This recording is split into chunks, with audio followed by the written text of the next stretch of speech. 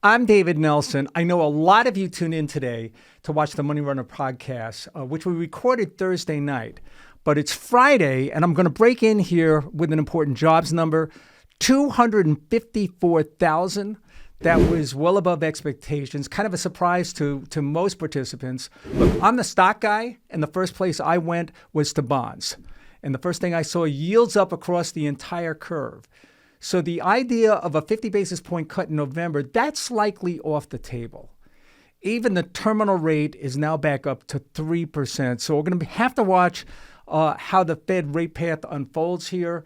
We've got a lot on our plate coming next week. Of course, earnings start next week, but I'm going to send you back to myself and your regular scheduled program. I don't care. I don't care if you're a money runner or just someone at home managing their own portfolio. You've probably been in a holding pattern all week. Pilots deal with this all the time. Visibility's poor, conditions on the ground aren't safe, or air traffic control just says they're too busy. Investors, we have a lot on our plate. Geopolitical chaos on two sides of the planet, stretched valuations, and a port strike that could have hit dozens of industries and hundreds of companies.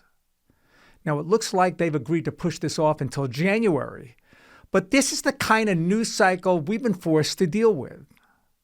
So what do you do now? Should I reduce exposure, chance it and go all in, or just pull the ripcord and walk away? This is when all the unforced errors happen. Let's dig into it, figure out what's working, what isn't, and what's next. Welcome to the Money Runner. I'm David Nelson.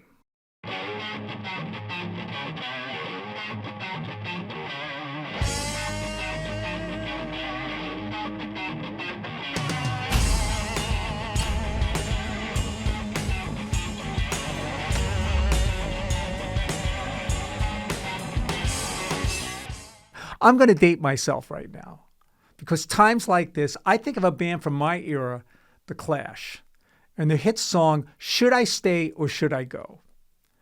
Think about the lyrics. Should I stay or should I go now? If I go, there will be trouble. And if I stay, it will be double. Those words, they feel like the perfect anthem for traders stuck in this limbo. Because let's face it, both staying in the market and cashing out carries risks. If you stay, might be facing more turbulence. But if you leave, you risk missing out on potential gains. Now let's get some of the more visible concerns off the table. The war in the Middle East feels like it's spinning out of control. I get it.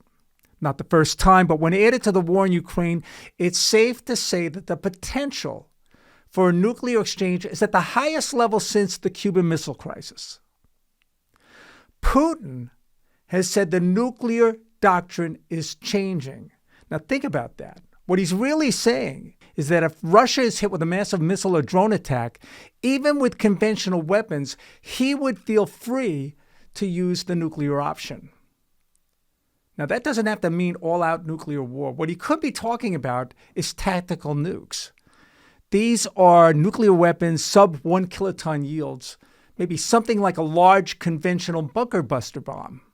But no matter how small, it would open Pandora's box. And on the other side of the planet, I don't think we can be completely certain that Iran does not possess a nuclear weapon. And we know Israel does. And if their existence was put at risk because of a coalition of states siding with Iran in a regional conflict, I'm confident they would choose this option as well. Now, unfortunately, trying to trade around geopolitical events, that's been a money loser for the last couple of decades. Usually the events are fleeting, and the smart money has picked up the shares that frightened investors are casting overboard. Besides, if there's a nuclear exchange, the last thing you're going to care about is what price you can sell your Apple shares at. What about the follow-on shocks and what it means for oil prices? Well, look, any prolonged exchange between Israel and Iran could lead to a disruption in supply. But even here, there's an off-ramp. The number varies, but Saudi Arabia is believed to have over 3 million barrels a day of excess capacity.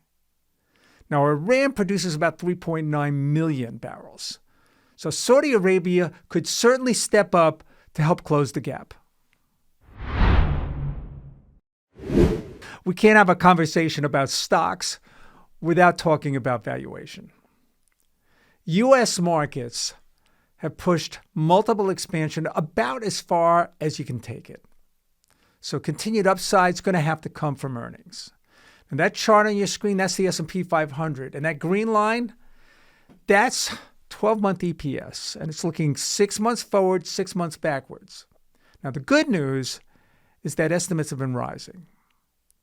The bad news, market leaders, the Magnificent Seven, that's been dragging the last couple of months, and there's been a lot of concern by market players. Just recently, NVIDIA CEO Benson Wang came out this week and all but said earnings look great. He was on network TV to talk about their latest offering, Blackwell, saying the order demand is insane. Now, the AI trade may have to take a rest from time to time, but it is clear it is still the biggest investment theme in a generation and just starting to transition from pure technology plays to the industrial complex. Bottom line, we are in a holding pattern. Besides some of the obvious catalysts like how conditions in the Middle East will unfold and what could end up being a crippling port strike, we have an earnings season that kicks off in just 1 week. And over the next month, most of your favorite stocks are going to report earnings and, more importantly, give guidance on how the remainder of the year looks. Now, I'm not saying these other concerns don't matter, but in the end, a stock is a contract between you and the company, giving you your pro rata share of earnings and/or dividends. That's what really matters. The path might not be a straight line, but in the long run, stock prices follow earnings. The rest, just noise. A lot to digest this week. And of course, October always has its share of surprises. So check back over the next few episodes because we'll be knee-deep in earnings and we'll likely be talking about some of your favorite stocks. Don't forget to visit my Substack site, dcnelson123 at substack.com. I'm David Nelson, and this is The Money Runner.